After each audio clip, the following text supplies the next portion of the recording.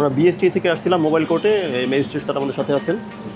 আপনাদের বিএসটি এর কাগজপত্রগুলো দেখলে বের করেন, দেখুন গুলো ম্যানেজার কাছে থাকে, উনি বাসায় গেছে তো রেস্টে, সব কিছু ওনাকে বলেন বের করেন। হোয়াটসঅ্যাপে পাঠিয়ে দিতে।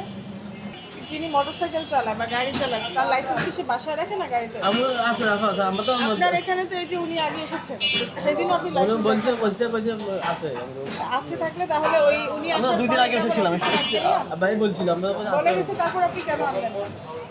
আসসালামু আলাইকুম হুজুর। আপনার প্রতিষ্ঠানের নাম হচ্ছে হক ক্লাস লাইফ বেকারি আদাবর।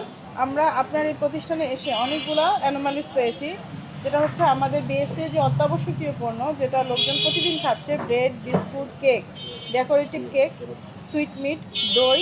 আপনার প্রত্যেকটা পণ্যের একটা তো আপনারা সার্টিফিকেশন যে লাইসেন্স আছে বিএসটি কর্তৃক দেওয়া হয়, এই লাইসেন্সটা আপনার নেন নাই, চানাচুর আছে। এবং হচ্ছে এই প্রতিষ্ঠানটা আপনি অনেক দিন ধরে চালু রেখেছেন কোনোরূপ লাইসেন্স গ্রহণ ব্যতি রেখে। তো আমরা আপনাকে পূর্বেও সতর্ক করে দিয়ে গিয়েছিলাম, তারপরেও আপনারা কোনো ব্যবস্থা নেন নাই।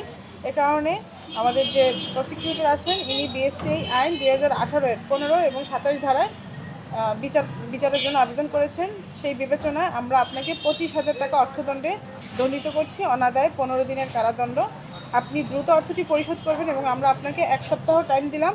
এর মধ্যে আপনারা অবশ্যই আপনারা লাইসেন্স গ্রহণের জন্য আপনারা আবেদন করবেন এবং সকল প্রক্রিয়া অনুসরণ করবেন।